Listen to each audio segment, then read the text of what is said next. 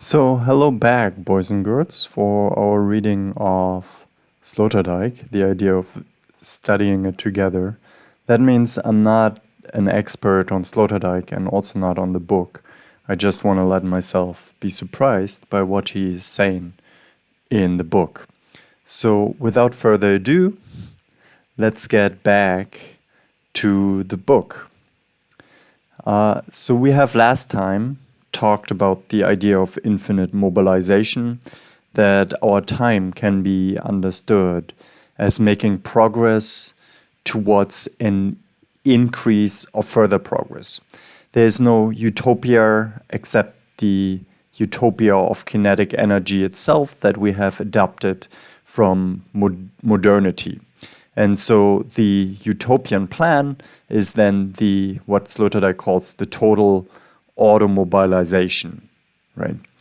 And this is something that we have found before already in Novalis. So Novalis described that as a mill grinding itself. It is a true perpetuum mobile. It is something that a kind of first mover initiates, but then it just keeps going by itself. And Novalis even goes so far that there is no personalized first mover. This first movement just happens by chance. And then it is just moving. And yeah, we can think our universe in these terms as a self-moving entity that lacks anything that is the reason for this movement, except that it moves by chance. Well, dialectically, these theories are a little bit hard to defend, as much as it is difficult to defend the idea of a personalized first mover, by which I mean God. But both have to be, in my mind, thought as possibilities. So Novalis formulates that here as a critique. So modern society has realized at least one of its utopian plans, namely that of total automobilization, the state in which every self that is of age moves on its own at the wheel of its self-moving machine. It is because the modern self cannot be thought of at all without the notion of its movement, that the I and the automobile belong together in a metaphysical way like the body and soul of one and the same unit of motion. The automobile is the technological double of the principally active transcendental subject. So, okay, there are different theses in the statement. First of all, we cannot think the modern subject without the idea of the automobile in a sense that it is moving. We cannot think the modern subject as a resting human being. It must move. Of course, this is rather an empirical observation, but he also extends that to the so-called metaphysics, that which exceeds the empirical.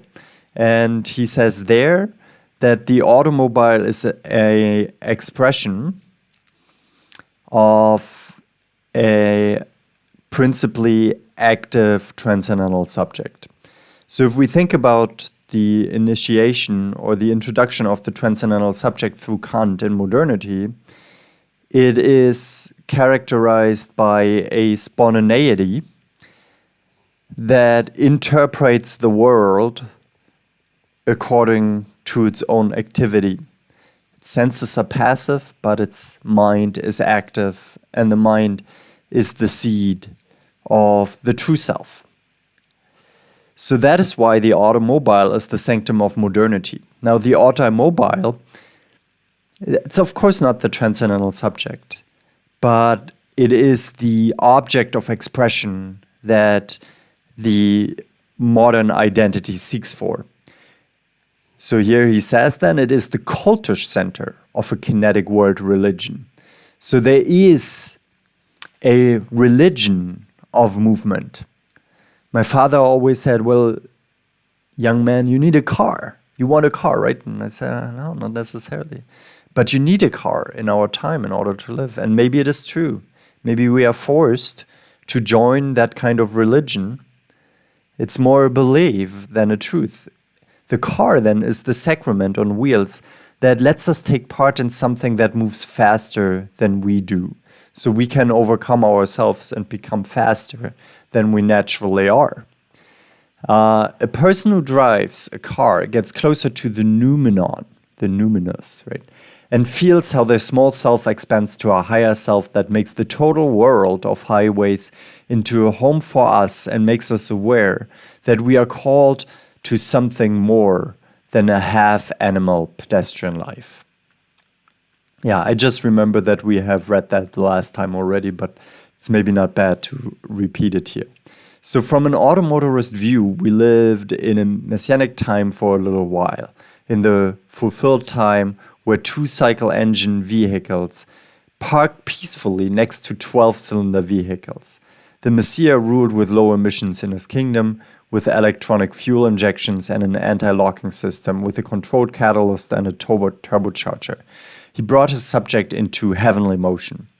But not all contemporaries were convinced that this last kingdom of automobiles was also the paradise on earth. So now comes the criticism, and he points out some details, which I find like very interesting observations. Therefore, I want to read it. So first problem, large-scale traffic jams on the summer highways of Central Europe.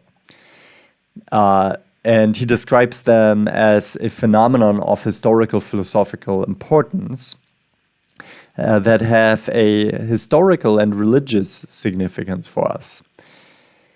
Because they show how modernity fails, and here in these phenomena we can actually see that the idea of total mobilization is an illusion. So he says that these traffic jams are the kinetic Good Friday when all hope for redemption through acceleration becomes lost. On those scorching afternoons in the funnel of Lyon, in the Rhine Valley hell near Cologne, or wedged in Irschenberg, Europe's longest parking lot, where 1.5 miles of unmoving hot steel stretches out in either direction. So, like, he calls a traffic jam Europe's longest parking lot, which is a good description, right? Dark historical philosophical insights rise up like exhaust fumes, and people begin to speak in tongues, uttering something critical about contemporary culture.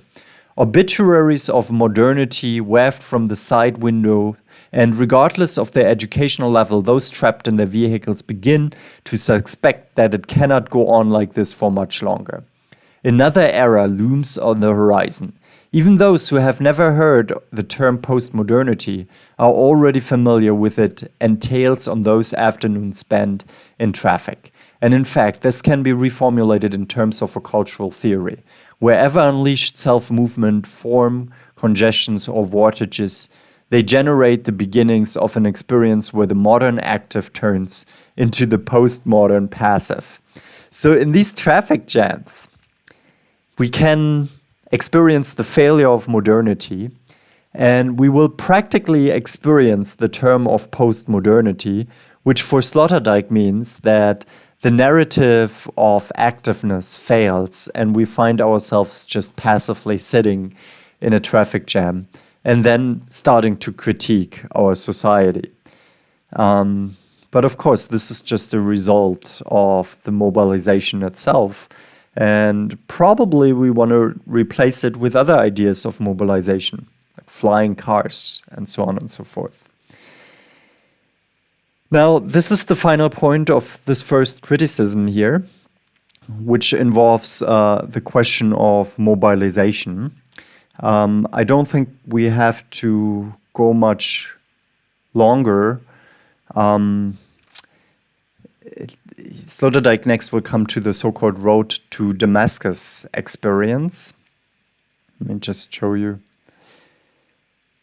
But we will discuss that the next time because we are nearing like the 10-minute mark and I don't want to make these videos longer than 10 minutes. Yeah, so this was like another reading of Sloterdijk's critique of modernity. Next time we will proceed with the question of Ernst Jünger and how could a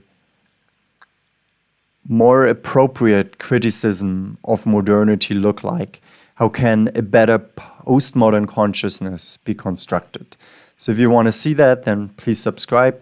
I hope you enjoyed that. I hope you can leave a comment if you found that enjoyable. He's a very good writer, as I think.